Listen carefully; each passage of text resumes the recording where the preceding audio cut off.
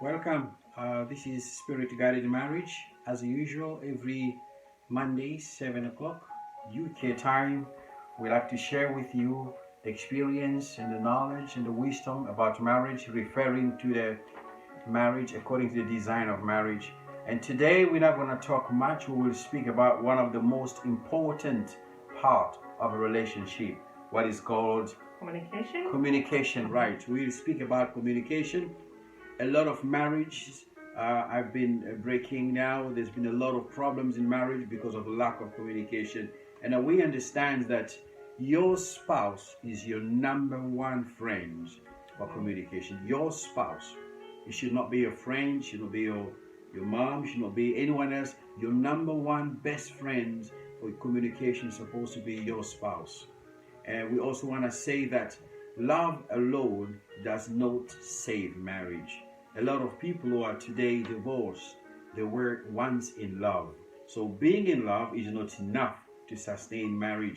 There's a lot of things that involved in you sustaining marriage. Communication breakdown can have a great impact, can affect, can influence your marriage, can even break your marriage. So love alone does not save marriage. For example, loving a car will not make you a better driver, but learning the principle that is involved in a car, that will make you a better driver. So communication in love. A relationship or love without communication, I will describe it as a human body without blood. If you do not have, you get what I'm trying to say? No. Anyway, just to add on that as well, I think we ask ourselves, what is communication? Sometimes I think we make things very complicated in marriage, but communication really is just a talk between a husband and a wife, really. Just you two talking, and both of you really sharing your talk between each other.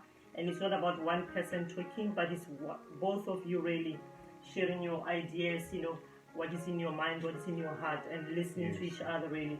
So, which is very important, communication, and I think we take it very lightly. That's but right. it's one of the most important thing in a marriage, Yes. talking to each other, spending time together, and talking and communicating, really. Yeah, that's why I describe it as the blood in a human life. Without blood, you can't live. Without communication, relationship cannot stand. I think most of the time, really, Yes. I think we communicate most of the time on our phones, on the internet. You find a husband and a wife together even in the restaurant. You see them together, but everyone is just watching their own phones. In the house, same thing in the house. Yes. There's no communicating. Husband sitting there, wife sitting there. On their phones. We spend more time these days really on the media than husband and wife talking together. That's right. I think I've said this last week that just few of marriages just succeed because the couples they spend time together. And I was talking about those husband and a wife who work full time, they only got 12 minutes in a day just to have a chat. And 12 minutes? Just 12 minutes in a day. If a husband and a wife work together, they go to work. At the time they get home, they only got 12 minutes. Of chatting to each other in a day, in the day. So there's no. It's very very very difficult very for difficult, a successful couple to live in such a way without communication. I just want to share with you a little story of a lack of communication, inability of couple to communicate. There was a story of a husband and a wife and a husband's friends who were going on a trip. So the husband did not know the direction, and then he had to ask for direction from a friend. But his wife knew the direction, but he could not accept the message or the information or direction from his wife. So what he did, kept on getting lost, and his wife could not tell him because she knew that my husband will not listen to me. Yeah. There was a breakdown of communication. So what the wife did, when the husband went out to go to the petrol station to inquire, the wife told the husband's friends, said, tell him the place is this. And the friend informed the husband, and when they got there, they arrived at the correct destination. This is to show how the communication, the inability to communicate between a husband and a wife is having an impact. I think as well, the wife at the same time, I think she's scared, of talking to the husband. That's right. And I think as well, fearing that, if he says something to his husband, the husband can either shout back, shout, That's back right. to her. So she's even fearful just to say something to his husband because he's thinking he may not even listen to me anyway. So I think the woman was even feeling a bit embarrassed. Yes. Just to say something really. But I think as well, one of the things in communication is, instead of focusing on the problem, I think what couples do is they focus on the past. That's right. Instead of just basing on what is the problem at the moment, what you have to talk about, what is going on at the moment. Yes. A 10 minutes conversation take about half an hour, 2 hours, because everyone bring the past. So it's going to cause problem because you have not solved the old issues or the old problems. They keep piling up all the time. They keep piling up. That's the reason why we have to. People bring the old things which happened before, the old past, because it's not being dealt with. So it's about ignoring or solving. The present. What is the problem? My wife, let's sit down. What is the problem at the moment? But I think it's very important that we need to look at not to look at the past. But at the same time, it's important that we talk about the issues instead of them, like you just say, they pile up. They keep on piling up, and then we say example. Yeah. You find a gentleman is spending a lot of time talking with his friends, or your spouse or your wife talking with her friends, and then you two do not spend time. What's the point of you spending time with your work colleagues, spending time with your friends on Facebook, spending time with your parent, with other people, even with your pastors of the church? But when you come home, you spend less time with your wife. Your wife's supposed to be the best friend. Wherever you go, you're supposed to go with your wife. She's supposed to be your necklace. Everywhere you go, you enjoy companionship. You enjoy friendship. I think there was an example as well of a I think friend of ours, or or friend of friends actually. Yeah. Their wife and husband, they'll go outside. They'll meet with their friends. And they're in a party, everything's nice, husband is talking, wife is talking, but the husband is most excited man, as they're outside there, he's smiling, the smile is up to the end because up to probably here. Yeah, I think up to here actually, the husband is just laughing, he's excited, but the wife at the same time, she's as well talking, but she's not really, enjoying because she knows that there's an issue in this marriage, Yes.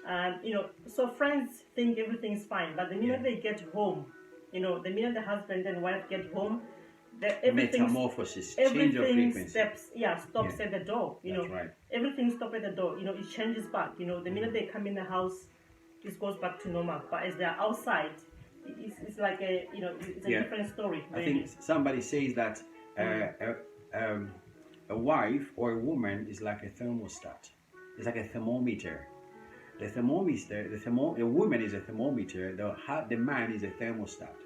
Which means if I want to know the mood or the temperature of the house, I will look at the woman, how happy the woman or your wife is. You will read from your wife's mind, your wife's face, that this couple, they are not happy at home. They are playing on stage. They are just performing. So that's why we like to say communication is the most important thing. Talk to your friend, talk to your wife as you were talking to your friends. There's another man, I don't know, maybe we're going to add it late in a minute. Another man in the Bible, some of you may have known him. His name was Solomon. He had 300 girlfriends, 700 wives. Can you imagine? You like to show off. I've got 2 girlfriends, 1 there, 2 there, 1 there. That man had 700 wives, 300. And he made a statement which I like. He said, a gentle answer turns away anger.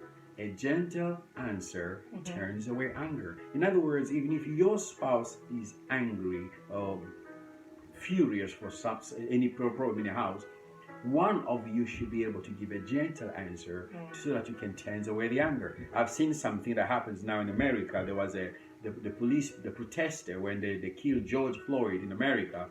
Protesters were protesting. When they came against the Miami police officers, All the Miami police officers, they knelt down.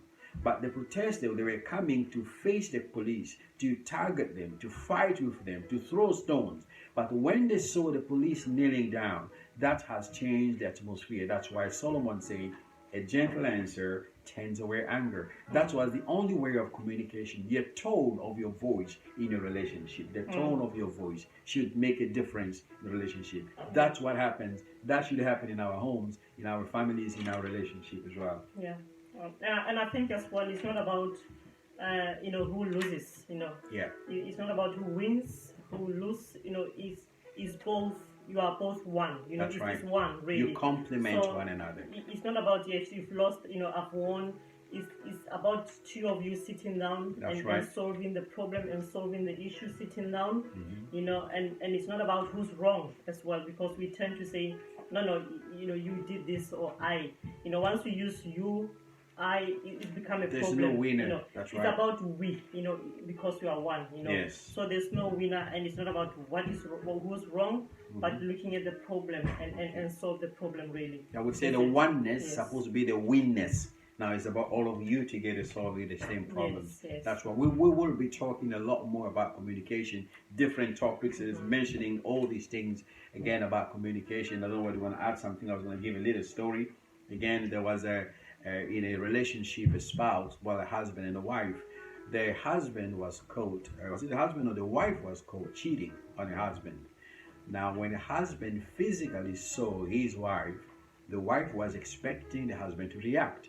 When they came back home, the husband never reacted. Not even a word. First day, second day, third day, fourth, a week. The wife had to pack her bag and go, because the wife was expecting communication from the husband, but the husband hasn't said any words at all. So because of that, the wife has to leave the relationship. That was lack of communication. Again, one of the disaster, the consequences of lack of communication. Yeah, and I think most couples as well, I think one of the problem as well, I think, which causes problem in the marriage or even divorce, we struggle to communicate, is it? It becomes really one of the difficult things, just to communicate, just to sit down and talk, but I think, one of the techniques I'll say is, the fact that you are standing up and you want to talk and solve the issue is not going to work. I think sitting down really is one of the best things, sitting down, or even have, even go out, to sit down and just, even for a tea or a coffee, just to sit down and have a chat. But once, in the house and there's a problem which comes in, and everyone shouts, everyone screams, and you're all standing up, it's not going to work. But it's about sitting down and having that time. And sitting down calms everything. But once everyone is standing up, it doesn't work. So I usually say, as long as you keep on touching each other, hold each other, sit down and hold each other's hands and just chat.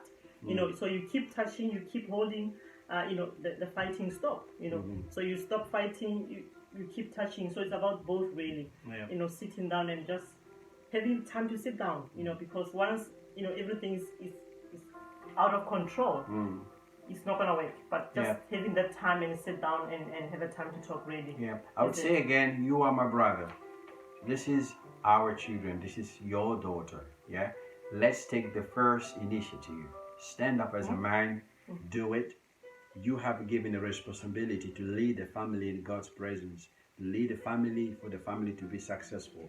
And then you stand up and take initiative, and you're supposed not to be blaming your wife. You take the responsibility. Like Eve, when they ask him, why did you do this? They ask Adam, he said, no, it was Eve. No, God never asked Eve, because you are the responsible. You are the head of the family. You take the direction. You drive this family. Anything that does not work, you are responsible. I think we're almost in the end of our session. We don't take long. It's about 15, 16 minutes. It should be nice to hear from you. I don't know whether Mami's got the last word before we just close.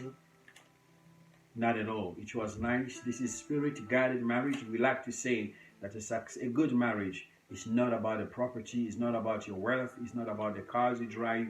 A good marriage is simply mean knowing to love your wife, treat your wife well, and have a good relationship with her, and lay down your life for your spouse. And God will honor you. Marriage is made in heaven, but maintenance is done here on earth. You are blessed. We hope to see you next time. Thank you. Yeah, thank you. God bless you. Thank you very much. Bye.